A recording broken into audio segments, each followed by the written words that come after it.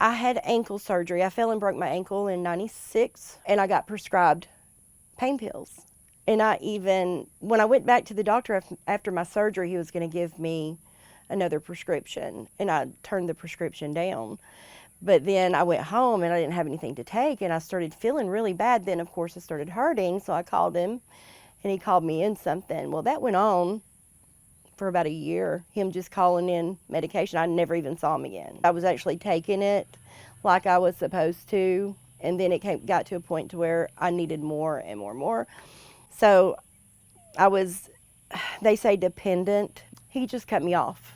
And so I was very sick. And then I started buying them on the street and became addicted to the point to where I started doing heroin, oxys, more Roxys. That's when all of those started coming around, and the doctors were giving those freely. So then I went to urgent cares and just got them. I mean, it was just, they were so abundant. You could cut your finger and go to the ER and they would give you opiates.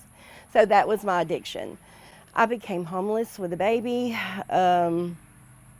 living out of the car, all because of a broken ankle. And I didn't choose that. People don't choose it. We do not wake up and say, I want to live on the street with my child, and this is how I want to be miserable when I wake up every morning.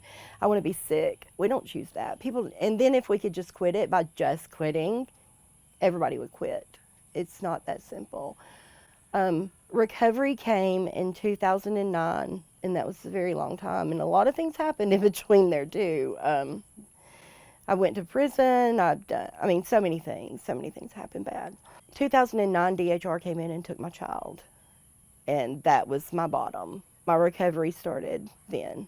I went to family drug court. I went through that for about 18 months, graduated that.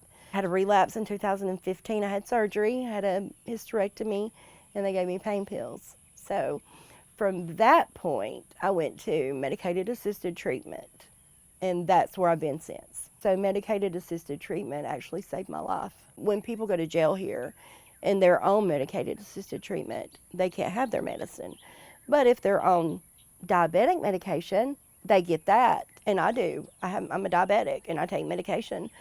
I am a person with a substance use disorder, and I take medication. And to me, in the mornings when I take my medicine, there's no difference in one or the other. There's people dying in jails from methadone withdrawal because they don't have their medication. And that was something they were getting from a doctor, a prescription. So that's stigma right there, is they can't have their medicine, and this is medicine for a disease.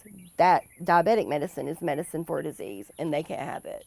So and our jail is one of very few, our state is one of very few that does that. What I would say to law enforcement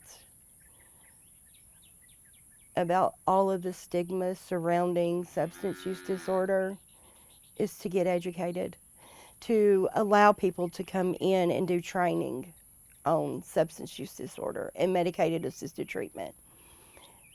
Find a way to get medicines in there, like Rhode Island does. They do. They have a program starting in jails to bring in the medication when they get arrested. They're not even on it at all, and they bring it in when they get arrested, and then when they leave, they don't die from an overdose from doing that drug again, and doing the same amount. So what I would say to them is education and training. That's what they need to do. They need to get some in there.